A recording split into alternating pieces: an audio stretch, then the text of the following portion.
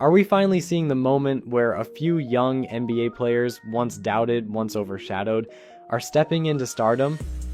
Across the league, there's been a whirlwind of buzz around emerging talents who've battled through injuries, inconsistency, and early season criticism, yet now they're dazzling fans and changing narratives left and right.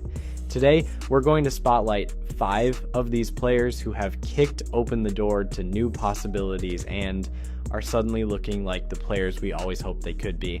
But before we start, I have a quick favor to ask. I recently found out that a large chunk of you watching right now aren't subscribed. If you enjoy deep dives into NBA talent, player transformations, and all the exciting drama the league brings, tap that subscribe button. It's free, takes just a second, and makes a world of difference for the channel. Now let's get right into the good stuff. Cade Cunningham entered the NBA with sky-high expectations. Drafted first overall in 2021, Cunningham was hailed as a do-it-all guard with the vision of a veteran and the scoring punch of an all-star. The Detroit Pistons hoped he would be the catalyst that eventually lifted them out of the league's basement.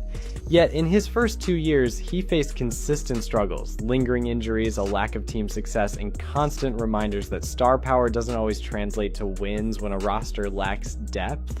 Early on, it seemed like Cunningham carried the weight of the entire city on his shoulders. Critics claimed he lacked explosiveness or questioned whether his style would truly fit today's pace and space NBA. Those doubts stung, but in reality, he was dealing with nagging physical issues that kept him from establishing a rhythm.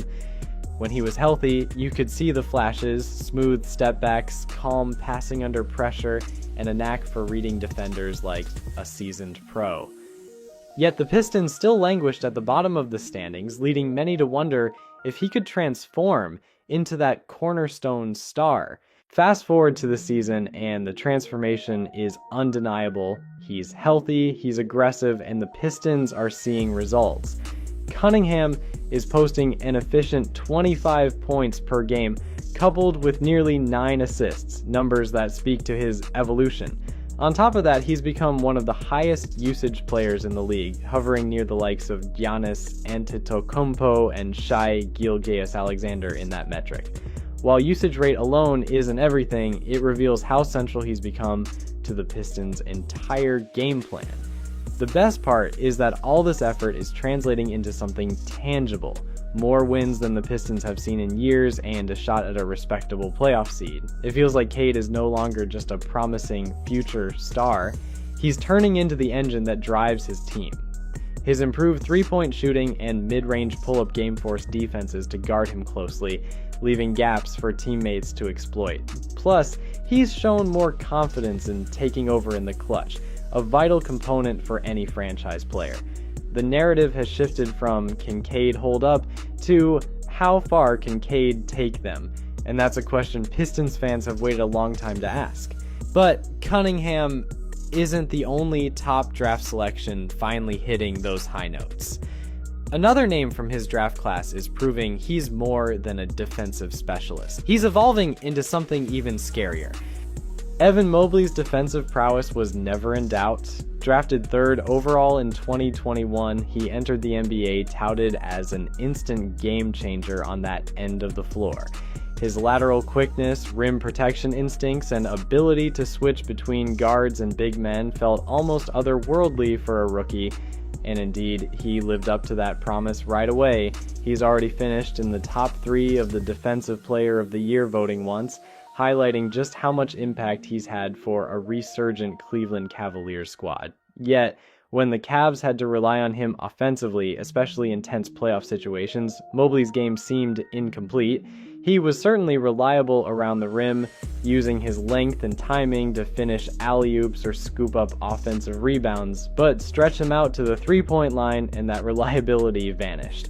Not only did his lack of outside shooting cramp spacing, it also allowed defensive schemes to swarm Cleveland's guards without much fear of a Mobley jumper.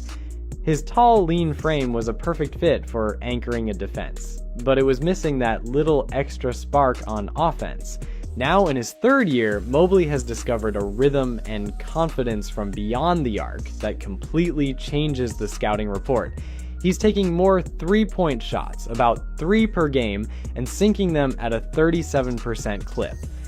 That number might not scream Steph Curry, but for a 7-footer who once looked uncomfortable even attempting long-range shots, it's huge, right? It forces defenders to step out, and the result is an increased overall scoring average, up to a career-high 19 points per game.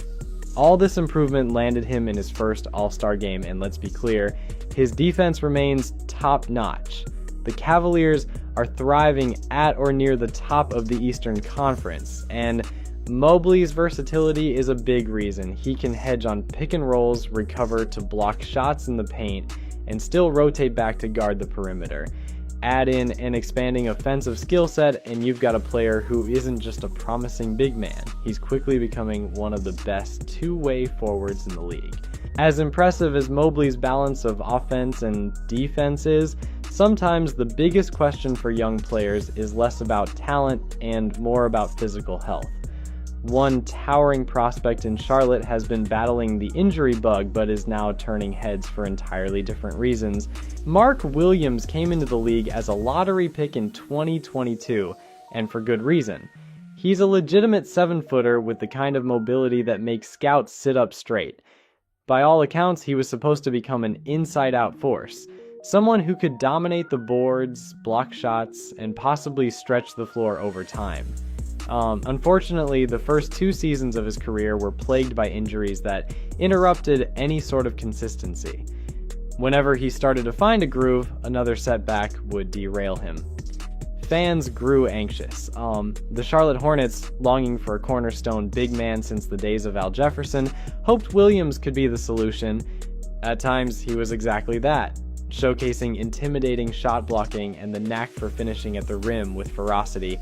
But the brief glimpses never coalesced into a full season of reliable production. Thankfully, the tide turned this season. Williams still battles the occasional injury, but when he's on the court, he's a difference maker. He's grabbing 10 rebounds per game, contesting shots in the paint, and becoming a genuine interior scoring threat with a career-high 16 points per night. One of his most jaw-dropping performances featured a 38-point outburst against Memphis, where he looked unstoppable in the low post. League-wide, rumors began swirling that the Los Angeles Lakers were eyeing him to bolster their front court. This wasn't just idle chatter. Insiders reported that the two sides nearly reached a deal. Medical concerns ultimately caused the trade to fall through, but the interest from a championship-aspiring franchise says a lot about how far Williams' stock has risen. For the Hornets, the priority is obvious, keep Mark Williams healthy and nurture that massive well of potential. If he continues to refine his post moves, builds on his timing for blocks, and maybe even develops a mid-range jumper, he could become one of the most reliable centers in the game. For Charlotte, a team that has repeatedly missed on or lost out on top-tier big men, Williams' upswing is a lifeline. Peyton Pritchard was a first-round pick back in 2020, coming out of college with a reputation for crafty ball handling, pesky defense, and the kind of shooting range that can catch defenses off guard. But the NBA is a different beast, especially for sub-6'2" guards. Despite some promising flashes, like hitting a bunch of threes in a single quarter to spark a comeback, Pritchard never seemed to stick in the Celtics' rotation early on. One major concern was his defensive impact. While he tried to be scrappy, taller guards would shoot over him or muscle past him. The advanced metrics often showed that Boston performed worse with him on the floor, which sent him tumbling down the bench in high-stakes matchups. The turning point came when Pritchard decided to double down on conditioning. In multiple interviews, he mentioned how the game started to slow down for him once he got into peak shape. Now, he doesn't merely hold his own on defense, he can apply pressure, pester ball handlers, and fight through screens more effectively. This newfound defensive competence complements his offensive gifts. Pritchard is hitting an impressive 42% of his threes while attempting around 8 per game, providing an instant scoring boost whenever he steps on the court. He's also contributed 14 points per contest in a Celtics lineup packed with all-stars and high-usage players. That's no small feat. Boston, fresh off a championship run, relies heavily on bench production to maintain leads when Jason Tatum or Jaylen Brown sits. Pritchard's ability to light up the scoreboard from beyond the arc makes him a frontrunner for the 6th Man of the Year award.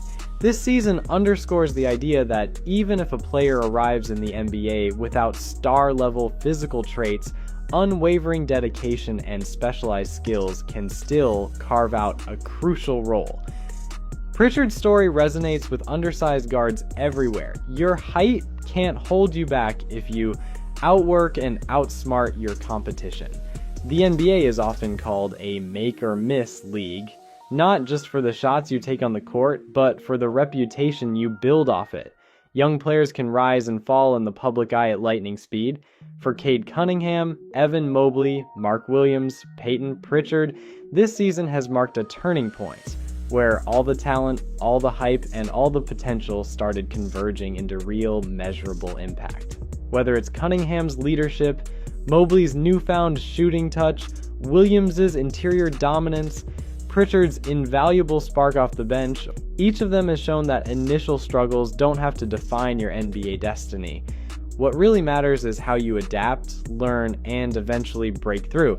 So, which of these 5 do you think has the highest long-term ceiling? Who's most likely to become an all-NBA fixture, and whose success story is just beginning? Let me know in the comments. I read each one. And if you found this video interesting, be sure to hit the like button and share it with a friend who loves the game as much as you do. Again, if you haven't subscribed yet, go ahead and do that. There's plenty more in-depth basketball content coming your way. Thank you for watching, and I'll see you in the next video. Until then, keep your eyes on these breakout stars. You never know which one is about to take their game to an even higher level.